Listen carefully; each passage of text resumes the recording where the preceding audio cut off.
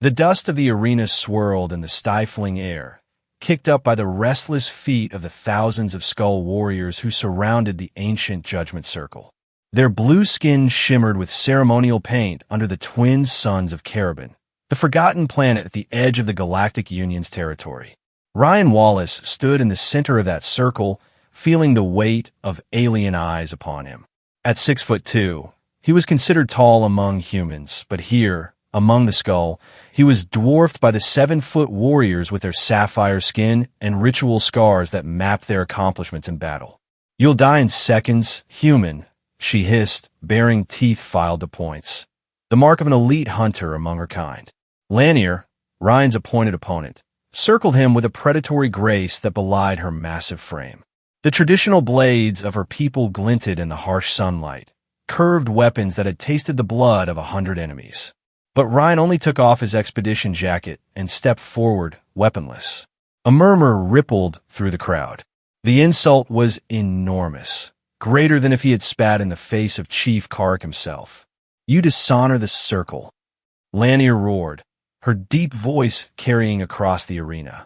"Take up arms, or I will mount your head at the gates of the village." Ryan remained still, his weathered face betraying no emotion. 6 years as a frontier scout had taught him to mask his fears, even in the face of certain death. "I did not come to fight. I came for information. My brother Thomas, a biological researcher, disappeared in your territory 3 months ago." Chief Kark rose from her bone throne, her ancient face a mask of controlled fury. She towered over her subjects, her massive frame adorned with the pelts of creatures Ryan couldn't name and ceremonial armor that had been passed down through 20 generations of skull leadership. "The Judgment Circle has been called," she proclaimed, her voice like grinding stones. "To refuse combat is to refuse our most sacred law. This human has violated the sanctity of the ritual." Ryan stood his ground. "Your laws don't bind me. I'm here under the protection of the Galactic Union's Expedition Corps." Laughter, harsh and guttural, erupted from the assembled warriors. He had miscalculated badly. "This is Skull territory," Kark said, her voice low and dangerous. "The Union's laws end at the stars you can see from your window, human. Here, there's only our way." Ryan's hand inched toward the concealed blaster at his hip. He had hoped to avoid violence, but if he had to fight his way out— "No," Kark said, reading his intentions. "You have refused honorable combat. The punishment is far worse than death." She raised her staff, and the crowd fell silent. "The human Ryan Wallace and the warrior Lanier shall undergo the ritual of bound enemies. Let them be chained by the ancient bonds, released into the tangle, and face 7 days of judgment together. Either both shall return transformed, or neither shall return at all." Ryan's blood ran cold. He had heard whispers of the Tangle, a vast, mutated forest that had consumed half the continent, filled with dangers no human had survived to document. Lanier's face contorted with rage. "I would rather die than be bound to this honorless creature." "Then die you shall, together," Kark responded, her tone brooking no argument. "The ritual begins at dawn." The guards dragged Ryan away, and for the first time since landing on this hostile world, he wondered if his search for Thomas would cost him everything. In his holding cell, a primitive but effective cage of some alien metal, Ryan tried to piece together what had gone wrong. The intelligence briefs had said nothing about judgment circles or ritual combat. The skull were supposed to be primitive but reasonable, willing to trade information for medical supplies. Instead, he'd walked into a death trap. His thoughts were interrupted as the cage door swung open. Lanier stood there, now dressed in hunting leathers rather than ceremonial armor. Without the ritualistic paint of the arena, he could see the network of scars that crossed her blue skin, some deliberate, tribal markings, others clearly from battle survived. "You have doomed us both, human," she said, her voice lower now, almost conversational. "I didn't know about your combat ritual. Ignorance is no defense. You should have researched our ways before coming to our world." Ryan rubbed his temples. "The Union xenoanthropologists classified your people as Category C. open to diplomatic contact. Lanier snorted, a surprisingly human sound. Your union sees what it wishes to see. We tolerate your kind because it serves our purposes for now. And what about my brother, Thomas Wallace? He came here as a botanist, studying your agricultural techniques. Something flickered in Lanier's yellow eyes. Recognition, perhaps, or concern, but it vanished quickly. I know nothing of. Another human. But if he violated our sacred spaces as you have, his fate was likely sealed long ago. He wouldn't have. Thomas was careful, respectful. He'd studied your culture for years. Then perhaps he is still alive. She turned to leave, then hesitated. Prepare yourself, human. The tangle shows no mercy, and neither will I. Your only chance of survival is to follow my lead exactly. Why would you help me survive? You said yourself we're doomed. Lanier's face hardened. I do not fear death, but I will not have my name dishonored by failing this trial. If you die before the 7 days are complete, I will be forever marked as one who could not endure judgment. She leaned closer, her alien features inches from his face. But know this, if we somehow survive and the bonds are removed, I will kill you where you stand. With that promise hanging in the air, she was gone, leaving Ryan alone with the growing certainty that he had made a terrible mistake. Dawn arrived with brutal swiftness. Ryan was dragged from his cell to a circular platform at the edge of the village, where what seemed like the entire skull population had gathered. The forest, the tangle, loomed beyond, a wall of twisted vegetation in impossible colors, some plants moving with what appeared to be malevolent intelligence. Lanier stood at the center of the platform, her expression one of grim resignation. She now carried only a short knife and what looked like a primitive survival pack. Chief Karuk approached, flanked by a wizened figure whose skin had faded to a pale blue with extreme age. A shaman, Ryan guessed, based on the elaborate bone decorations that adorned his sparse clothing. The ritual is ancient, Karuk announced to the gathered crowd. When two enemies cannot resolve their differences through honorable combat, they must face the judgment of the tangle, bound together until death or understanding comes.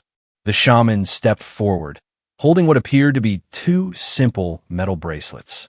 But Ryan knew better.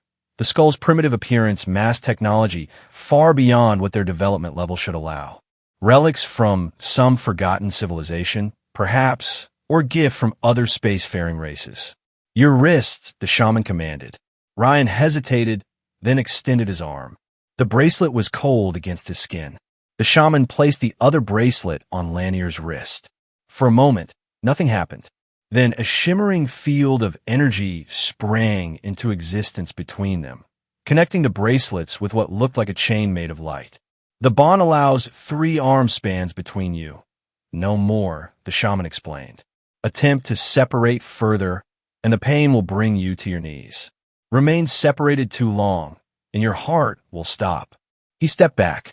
Only I can remove these bonds, and only if you return together after 7 days, having survived the judgment of the tangle. Ryan tested the invisible chain, feeling resistance as he moved too far from Lanier.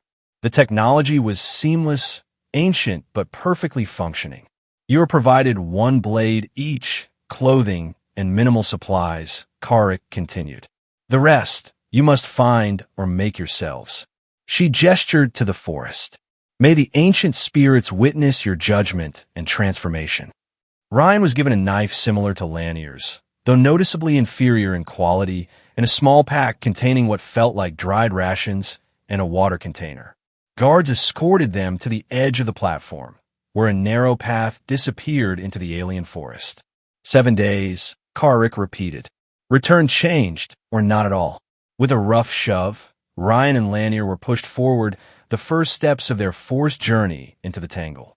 The forest swallowed them instantly, the light dimming as the canopy of twisted vegetation closed overhead. Plants that resembled ferns, but with deep purple fronds, reached toward them as they passed. Others pulsed with bioluminescence, creating an eerie, shifting light. Keep up, Lanier commanded, setting a brisk pace. We need to reach higher ground before nightfall. Why higher ground? The tangle wakes at night. The ground feeders emerged from their burrows to hunt. Ryan matched her stride, keeping the invisible chain slack between them. You've been here before? All Skull warriors complete a solo hunt in the outer tangle as part of our coming-of-age ritual. But never this deep. She glanced back at him, yellow eyes gleaming in the dim light. This is the deep tangle. Few of my kind have ventured here and returned. They hiked in silence for hours, pushing through vegetation that seemed to resist their passage. Once, a vine wrapped around Ryan's ankle, tightening with alarming speed until Lanier slashed it with her blade. The plant released a high-pitched sound like a scream and oozed a phosphorescent blue liquid. Don't touch that, she warned as Ryan knelt to examine the fluid. Paralytic toxin. One drop on your skin, and you'll be conscious but immobile while the rest of the plant consumes you. Ryan stood quickly. Thanks for the warning. I didn't do it for you. If you die, I die. She pointed ahead to where the ground began to slope upward. There, we'll make camp on that ridge. As they climbed, Ryan noticed the invisible chain between them had shortened slightly. When he mentioned it to Lanier, she nodded grimly. The bond adapts to conditions. In danger, it draws us closer together. During rest, it may extend slightly. Fascinating technology for a society that appears pre-industrial. Lanier shot him a look of contempt. You understand nothing of my people. We choose our path, not blindly worship technology as your kind does. That's not fair. Humans. Silence. She hissed suddenly, dropping into a crouch. Ryan instinctively followed suit, his years of training taking over. Through a gap in the vegetation, he saw what had alarmed her. A creature the size of a small shuttle, moving with surprising grace through the trees. It resembled an enormous centipede, but with a segmented exoskeleton that shifted colors as it moved, blending with its surroundings. Each segment bore multiple limbs ending in what looked like serrated blades. Tangle Slicer, Lanier whispered, her voice barely audible. Adult male. Hunting territory. They remained frozen until the massive creature passed, its dozens of blade limbs cutting through vegetation like paper. We go around, Lanier said once it was safe to speak. Far around. Night fell with startling quickness, as though someone had thrown a switch. The bioluminescent plants intensified their glow, bathing the forest in an otherworldly blue-green light.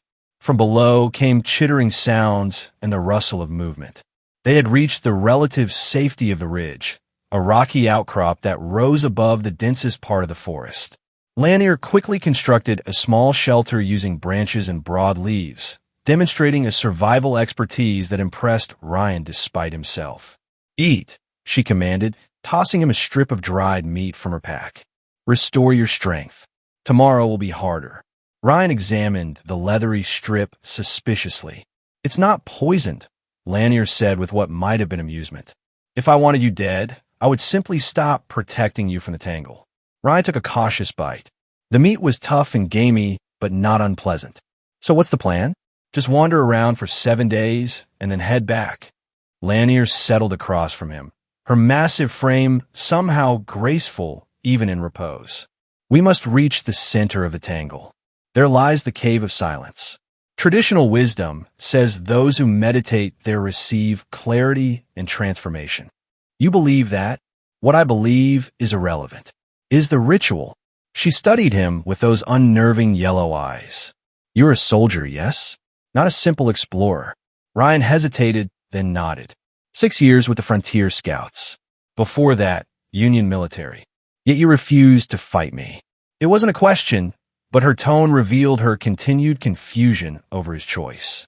I didn't come here to kill. I came to find my brother. Among the Skull, family honor would demand combat. Different cultures, different approaches.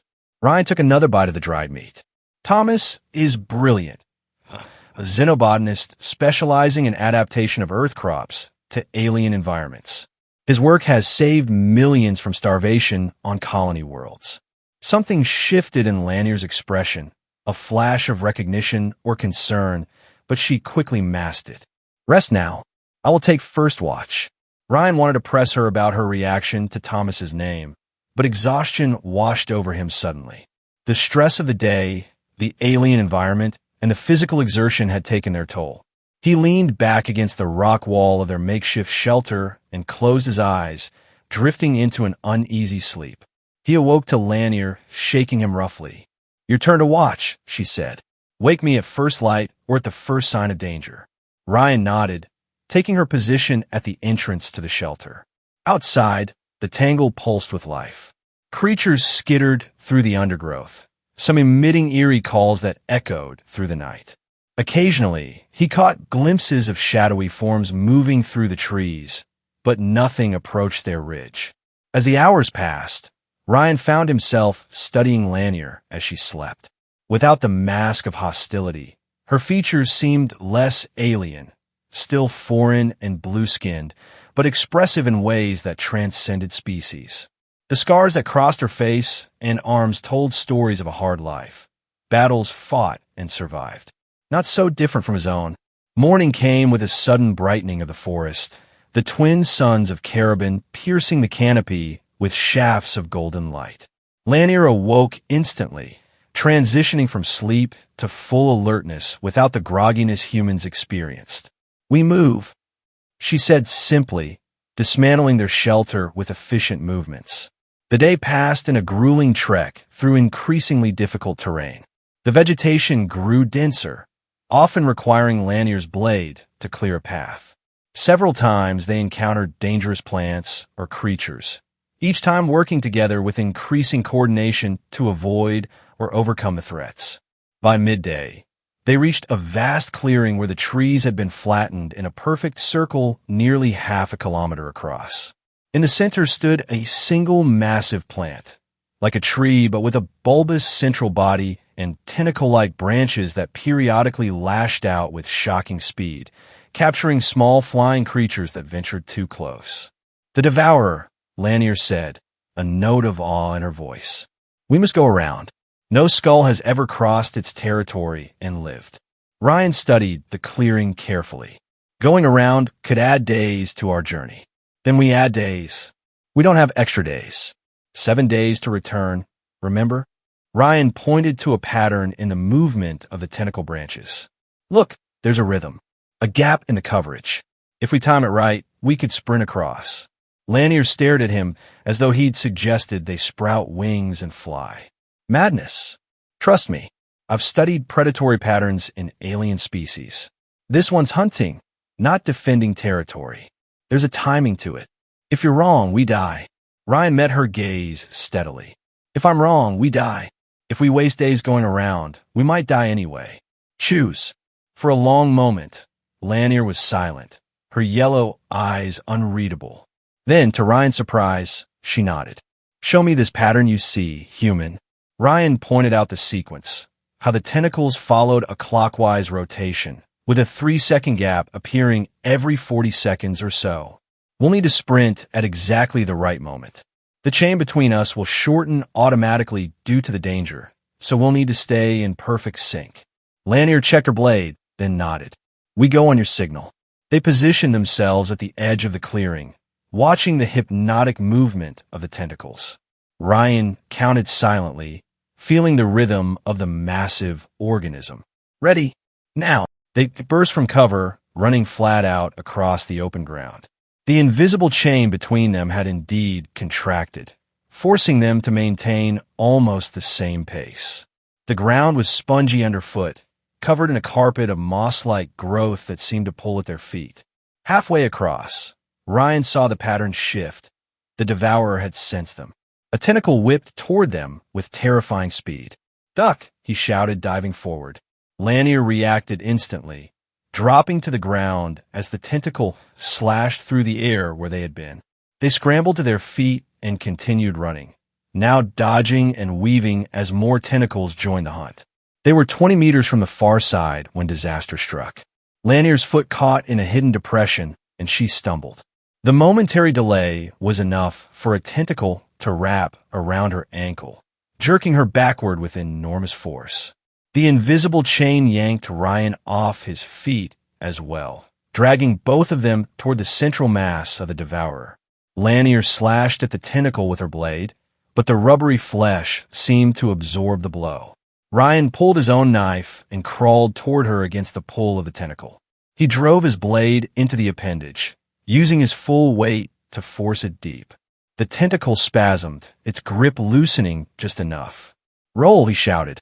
They rolled sideways, out of the direct grasp, then scrambled to their feet and made a final desperate sprint for the edge of the clearing. More tentacles lashed out behind them, one grazing Ryan's back with enough force to tear his shirt and leave a burning welt across his skin.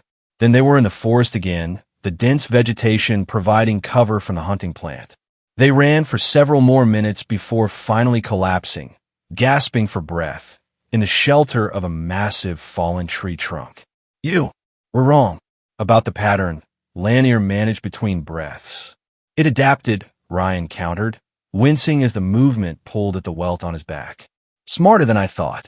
To his astonishment, Lanier made a sound that might have been laughter. "You are either very brave or very stupid, human." "Ryan," he said, "if we're going to die together, you might as well use my name." She didn't respond to that, instead moving behind him to examine his injury. "The Devourer's touch is poison to my kind. Is it the same for humans?" Ryan tried to remember his xenobiology briefings. "I don't think so. Different biochemistry. Still, it must be cleaned." She rummaged in her pack and produced a small container. Opening it revealed a pungent green paste. "This will burn, but it will prevent infection." Before Ryan could respond, she applied the paste to his wound. Pain lanced through him, white-hot and searing, and he bit back a scream. "Sorry," Lanier said, in a tone that suggested she wasn't particularly sorry at all. Better than dying of rot fever. As the burning subsided, Ryan became aware of something strange. Lanier had apologized. It was a small thing, but it represented the first tiny crack in her wall of hostility. "Thank you," he said, meaning it. She grunted in acknowledgement, repacking her medical supplies. "We've lost time. We need to move if we're to reach the cave by tomorrow." They continued their journey through the alien forest, now moving with a coordination that had been absent on the first day. The invisible chain between them seemed less of a hindrance and more of a connection, allowing them to anticipate each other's movements and react as a unit to the dangers of the tangle.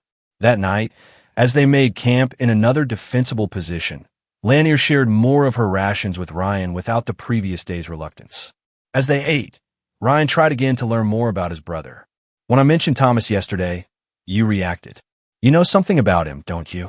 Lanier was silent for a long moment, staring into the small, smokeless fire she had somehow created from the alien vegetation. "Your brother came to our world 6 months ago, not 3 as you said." Ryan's heart raced. "You've seen him? Spoken to him? He lived among our people for a time, studied our ancient agricultural techniques, as he said." She met his gaze across the fire. "He was respected. Unlike most humans, he observed our ways, learned our language, showed proper deference to our traditions." "That sounds like Thomas.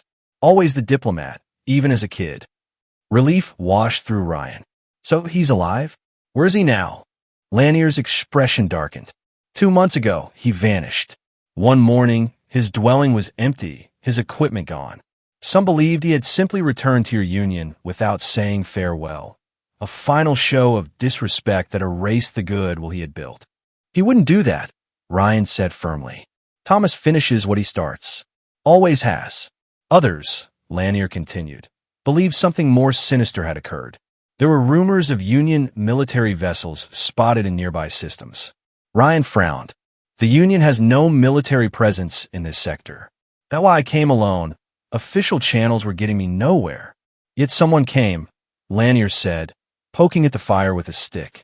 3 days after your brother disappeared, a village on our eastern coast was destroyed. No survivors. The Skull have enemies among other species, don't they? It could have been.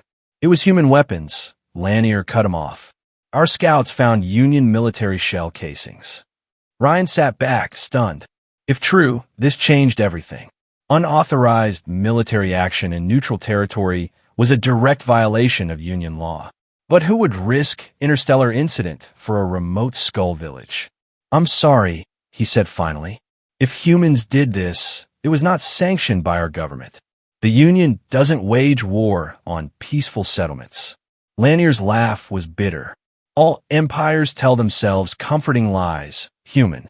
Your Union expands ever outward, consuming resources, civilizing those it encounters. She gestured at the forest around them.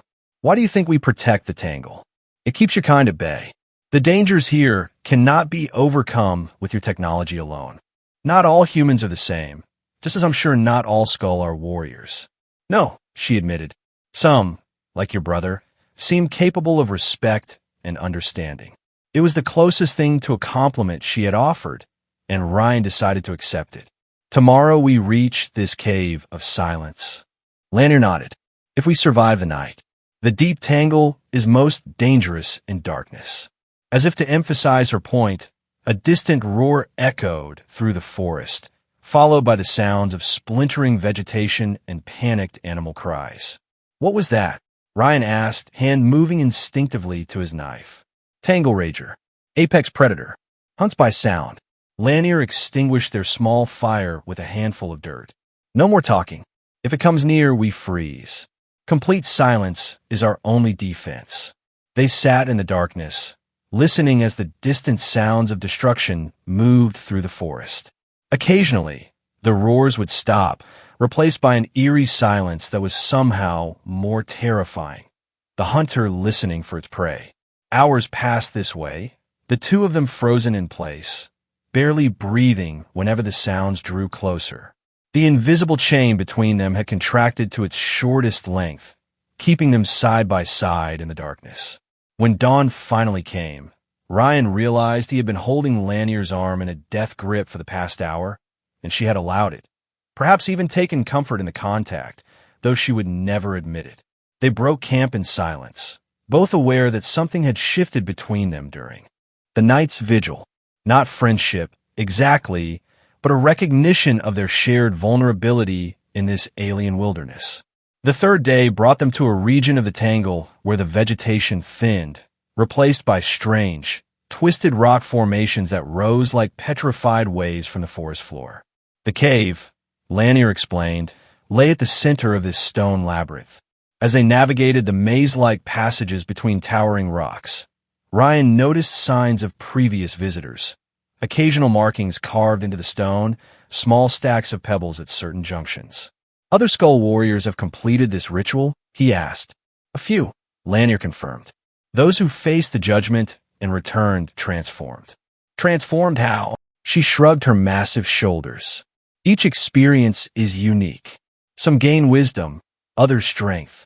Many find answers to questions they didn't know they carried. And some don't return at all. The Tangle judges all who enter. Not all are found worthy of survival. They rounded a bend in the stone corridor and suddenly found themselves facing a vast open space. At its center, carved directly into a cliff face of deep red stone, was the entrance to a cave. The opening was perfectly circular, as though cut by tools rather than formed naturally, and easily 20 feet in diameter. The Cave of Silence, Lanier said, her voice hushed with what might have been reverence. As they approached, Ryan noticed the temperature dropping dramatically. The air flowing from the cave mouth was cold enough to raise goosebumps on his arms. What's inside? No one knows until they enter. The cave reveals itself differently to each visitor. Lanier drew her blade. But there are often guardians. As if summoned by her words, shapes detached themselves from the shadows around the cave entrance. Humanoid figures, but with elongated limbs and skin that seemed to absorb light rather than reflect it. They moved with a fluid grace that seemed almost choreographed, surrounding the pair in perfect synchronization. Shadow walkers, Lanier breathed, raising her knife. Stand back to back with me. Ryan complied instantly, drawing his own weapon as the creatures closed in. There were 6 of them, each identical and featureless except for glowing points of purple light where eyes should be. What do they want? Ryan whispered. To test our resolve, our commitment to entering the cave. The Shadow Walkers attacked as one, moving with impossible speed. Ryan slashed at the nearest, but his blade passed through it as though cutting smoke. Cold fingers brushed his arm, sending a wave of numbness through the limb. Beside him, Lanier grunted with effort as she fended off two of the creatures. Physical weapons are useless. They're not fully material. Ryan's military training kicked in, mind racing for alternatives. If weapons didn't work, the chain, he shouted. Use the bond between us. Understanding flashed across Lanier's face. They stood back to back, extended their arms outward, and began to spin. The invisible chain between their bracelets solidified as it passed through the shadow walkers, the energy disrupting their semi-material forms.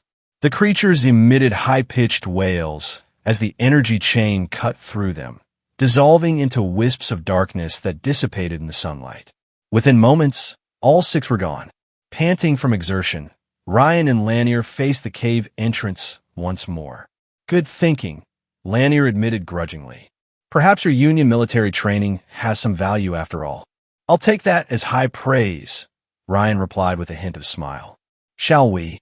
They entered the cave of silence together, the temperature dropping further with each step. The perfectly circular tunnel extended straight into the cliff for about 50 meters before opening into a vast chamber that defied the external dimensions of the rock formation. The ceiling soared hundreds of feet overhead, illuminated by clusters of bioluminescent crystals that cast a soft blue light throughout the space. The floor was perfectly flat and covered in a shallow pool of water, so clear and still it acted as a perfect mirror, creating the illusion of infinite space above and below. In the center of the chamber stood a single stone pillar that rose from the water to a height of about 7 feet. Upon it rested what appeared to be a simple wooden bowl. What now? Ryan whispered, his voice seeming unnaturally loud in the perfect silence of the cave. We approach the vessel of reflection, Lanier replied, her own voice hushed. It is said to contain whatever the seeker needs most, though rarely what they expect to find. They waded through the ankle-deep water, their reflections rippling around them, until they reached the central pillar. The bowl appeared ordinary, weathered by age, but as Ryan looked closer, he realized the wood was moving slightly, as though alive and breathing. Who goes first? He asked. Lanier hesitated, then nodded to him. The ritual was forced upon you. You should be the first to seek answers. Ryan reached for the bowl, surprised by her deference. As his fingers touched the rim, the water inside, which he hadn't noticed before, began to glow with an internal light. Images formed on its surface, flickering rapidly before settling on a scene that made his heart constrict. Thomas stood in a sterile white laboratory, working intently at a bench covered with equipment and alien plant specimens. He looked thin, tired, but very much alive. On the wall behind him, Ryan could make out the unmistakable insignia of Union military intelligence, a division that officially didn't exist in this sector of space. The scene shifted, showing Thomas arguing with a uniformed officer whose face remained in shadow. Thomas's expression was one of outrage, his gestures animated as he pointed to data displayed on a wall screen.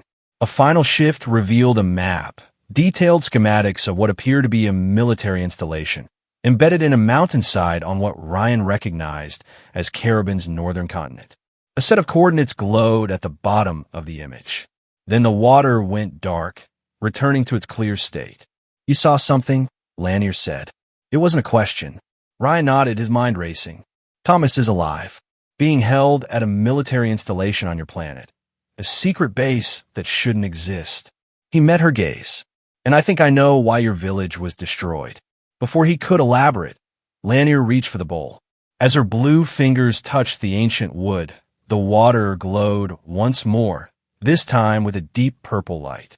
Ryan couldn't see the images she witnessed, but he watched her face transform from curiosity to shock, then to a grief so profound it made her seem suddenly vulnerable despite her warrior's frame. Tears, iridescent in the cave's strange light, tracked down her blue cheeks. When the visions ended, she stood motionless, staring into the now clear water. What did you see? Ryan asked gently. My village, she whispered. All of them. Dead, burned by weapons I recognized from Union ships. She raised her eyes to his, the yellow irises bright with tears and anger.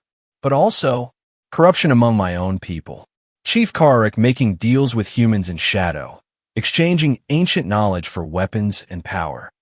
Ryan reached out instinctively, placing a hand on her arm. To his surprise, she didn't pull away. The agricultural techniques my brother was studying, he said slowly, putting the pieces together. They're not just farming methods, are they? Lanier shook her head. The ancient cultivation is our most sacred knowledge. Ways to grow foods that can cure diseases your medicine cannot touch. Plants that extend life, enhance strength, accelerate healing.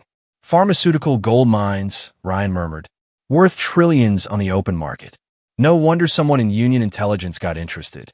And no wonder Karik was willing to trade.